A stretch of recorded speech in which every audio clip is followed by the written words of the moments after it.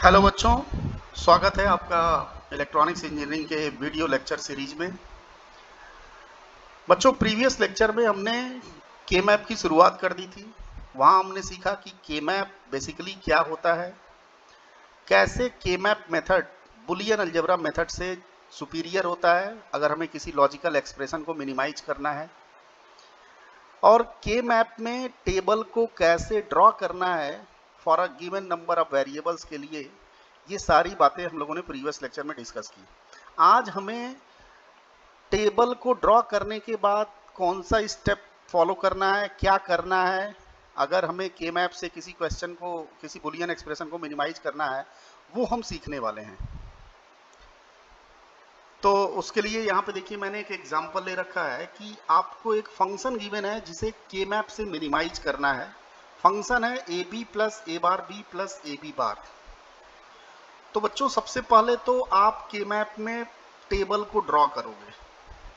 तो सबसे पहले तो आप देखो, ये फंक्शन दो वेरिएबल से बना हुआ है, तो दो वेरिएबल का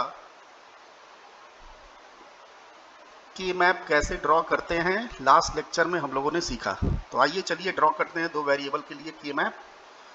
तो सबसे पहले आपको ऐसे एक स्क्वायर बनाना पड़ेगा और उस स्क्वायर के अंदर 4 सेल्स बनाने पड़ेंगे। तो पिछले लेक्चर में मैंने आपको बताया था,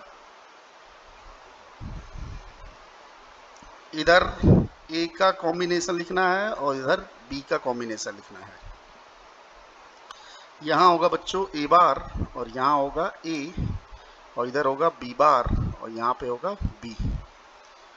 उसके बाद इस सेल के लिए डेजिग्नेशन 0, फिर 1, फिर 2 और आखिरी वाले के लिए 3। तो ये तो हो गया टेबल ड्रॉ करना। अब हमें करना क्या है, टेबल को ड्रॉ करने के बाद हम इस लॉजिकल एक्सप्रेशन को देखेंगे। तो चूंकि ये लॉजिकल एक्सप्रेशन एसओपी फॉर्म में है, सब बच्चे जानते हैं कि एसओपी फॉर्म हम वहां यूज करते हैं जहां पे आउटपुट किसी भी लॉजिकल एक्सप्रेशन का 1 आता है। तो इस फंक्शन में जितने भी मीन टर्म्स लिखे हुए हैं बच्चों, उन मीन टर्म्स के करस्पॉन्डिंग आउटपुट क्या है, 1 है।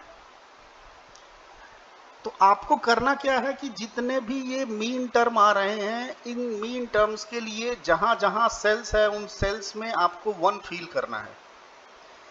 जैसे यहां देखिए ए बी, तो ए बी किस सेल के लिए अलॉट है, तो इधर है देखिए ए और इधर से आया बी। यहाँ पे ये सेल ए बी को शो कर रहा है, इस सेल में ए बी को अलॉटमेंट है। तो यहाँ पे आप क्या फील करोगे, 1, क्योंकि एसओपी फॉर्म है, मीन टर्म है, मीन टर्म वहां आता है जहां पे आउटपुट 1 आता है। तो इस मीन टर्म के लिए आपको आउटपुट क्या होगा, 1 होगा, इसलिए हम इस सेल के अंदर 1 को फील करेंगे। एग्जैक्टली ऐसे ही ए बार बी ढूंढिए, ए बार बी कहाँ आएगा, तो ए बार इधर आता है, बी इधर, तो यहाँ पे आएगा।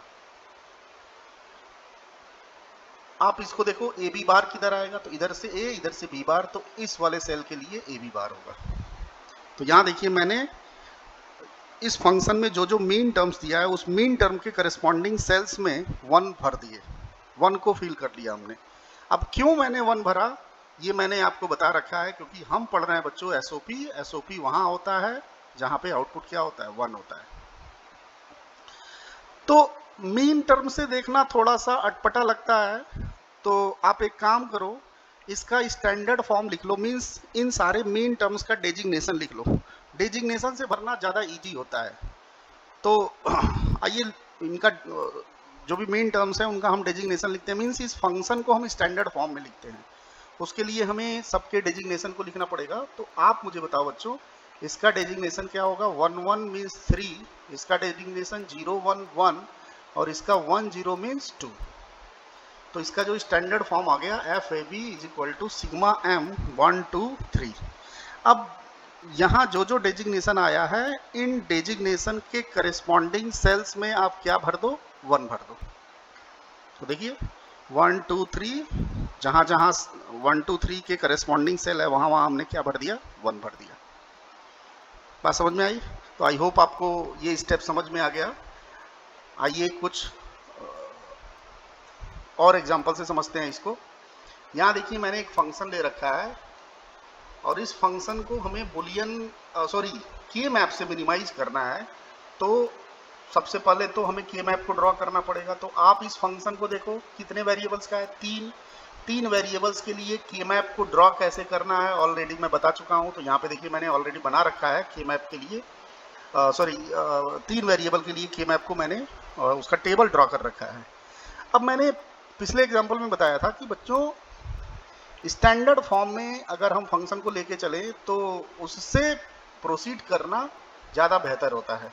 तो मैंने क्या किया, सबके डेजिग्नेशन को लिख लिया, उससे हमें स्टैंडर्ड फॉर्म पता चल गया। अब हम स्टैंडर्ड फॉर्म की मदद से इस टेबल के अंदर 1 को भरेंगे। तो आप इसको चेंज कर लेना स्टैंडर्ड फॉर्म में, वो आपको आता है अच्छी तरीके से। अब हमें भरना है 1। तो आप ध्यान से देखो कहाँ कहाँ पे 1 आएगा। तो जहाँ जहाँ ये डेजिग्नेशन है उन डेजिग्नेशन के करस्पॉन्डिंग जो स्क्वायर है, जो सेल है, वहाँ वहाँ बच्चों के आएगा 1 आएगा। तो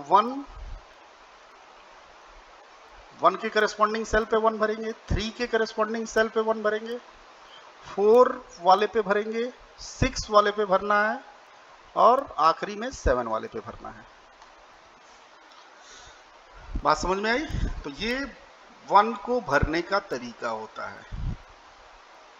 जब हम के मैप विथ पीओएस फॉर्म भरेंगे तो वहां पे हम सेल्स में 0 भरेंगे, क्योंकि आप जानते हो पीओएस फॉर्म वहां यूज करते हैं यहाँ पे आउटपुट क्या आता है, 0 आता है। तो खैर जब हम लोग पीओएस को जब पढ़ेंगे तब वहां पे हम डिस्कस करेंगे। तो अभी फिलहाल हम एसओपी पढ़ रहे हैं, इसलिए आपको सेल्स में क्या भरने हैं, 1 भरने हैं। बात समझ में आई? एक और एग्जांपल से समझते हैं इसको। यहाँ पे देखिए मैंने 4 वेरिएबल्स का एग्जांपल लिया हुआ है। तो आइए इसके लिए हम के मैप को ड्रॉ करते हैं और उसमें 1 भरते हैं। तो 4 वेरिएबल्स के लिए के मैप को ड्रॉ करना हम लोगों ने सीखा है। टोटल नंबर ऑफ सेल्स कितने हो गए, 16, क्योंकि ये 4 वेरिएबल्स का है फंक्शन। और 4 वेरिएबल्स का फंक्शन स्टैंडर्ड फॉर्म में दिया है तो बड़ी अच्छी बात है, हमें चेंज करने की आवश्यकता नहीं पड़ेगी।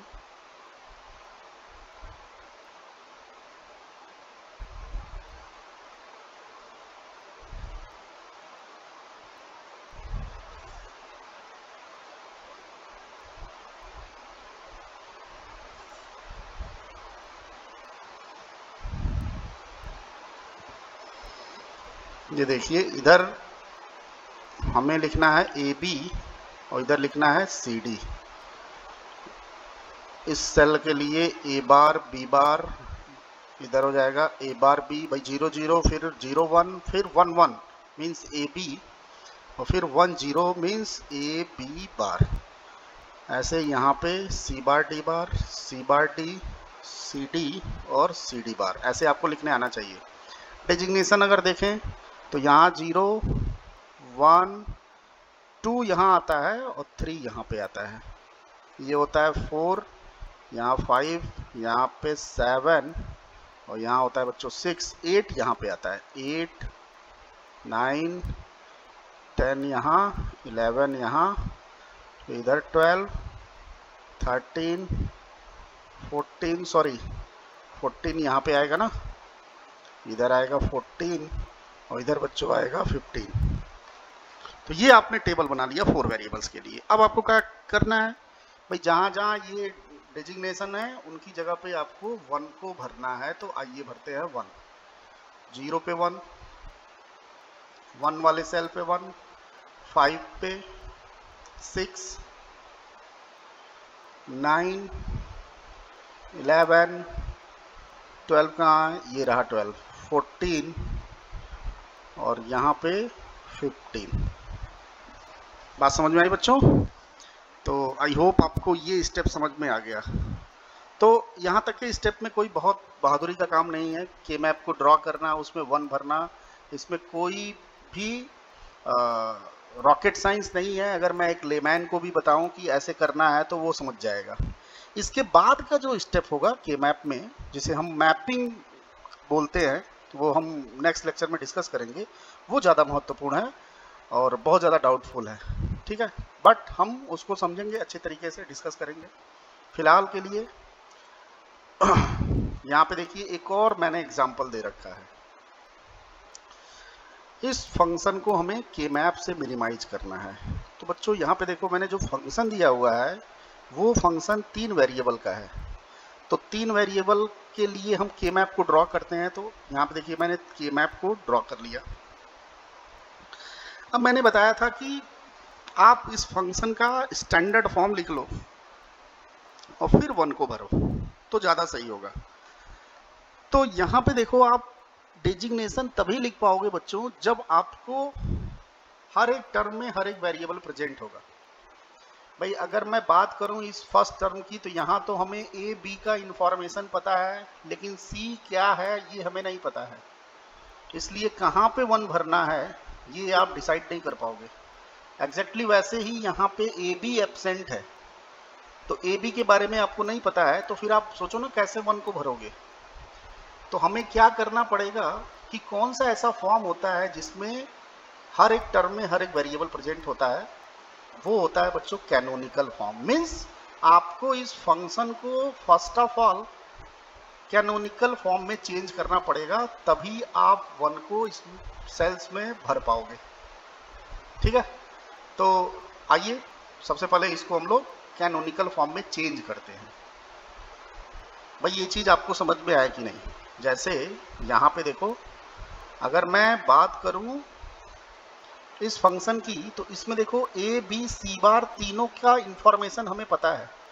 तो ये किस सेल के करस्पॉन्डिंग आएगा, ये जो मेन टर्म है वो आप बड़े इजीली तरीके से ढूंढ लिया था। लेकिन अगर कोई वेरिएबल गायब हो तो आप सोचो ना कैसे ढूंढ पाओगे। तो इस क्या करना है आपको, इस फंक्शन को कैनोनिकल फॉर्म में चेंज करना है। तो मैंने आपको बताया कैनोनिकल फॉर्म में चेंज करने का शॉर्ट ट्रिक। तो यहाँ पे देखिए शॉर्ट ट्रिक मेथड से हमने इसको क्या कर लिया, कैनोनिकल फॉर्म में चेंज कर लिया या स्टैंडर्ड फॉर्म में हमने चेंज कर लिया। ठीक है, तो देखिए इसका स्टैंडर्ड फॉर्म ये आ गया। कैसे करना है ये आप ऑलरेडी जानते हो। अब हमें स्टैंडर्ड फॉर्म पता चल गया, मीन्स हमें हर एक टर्म का डेजिग्नेशन पता चल गया। अब इन डेजिग्नेशन के करस्पॉन्डिंग सेल्स में क्या भरना है बच्चों, 1 को भरना है।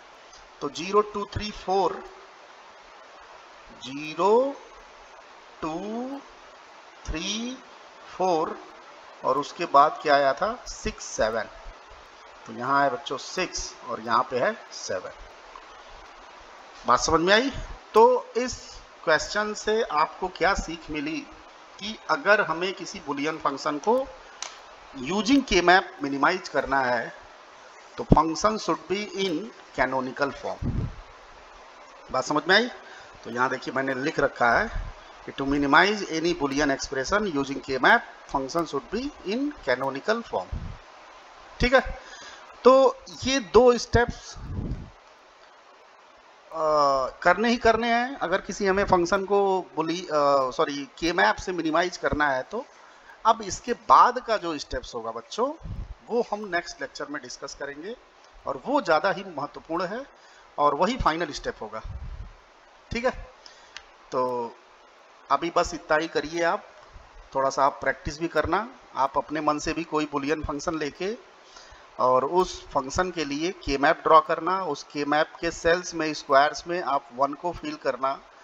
तो थोड़ा सा आपका प्रैक्टिस हो जाएगा कि कैसे आपको 1 को फिल करना है के मैप के टेबल के अंदर। तो चलिए इतना कीजिए, बाकी का हम नेक्स्ट लेक्चर में डिस्कस करेंगे। तो बहुत बहुत धन्यवाद आपका। जय हिंद, जय भारत।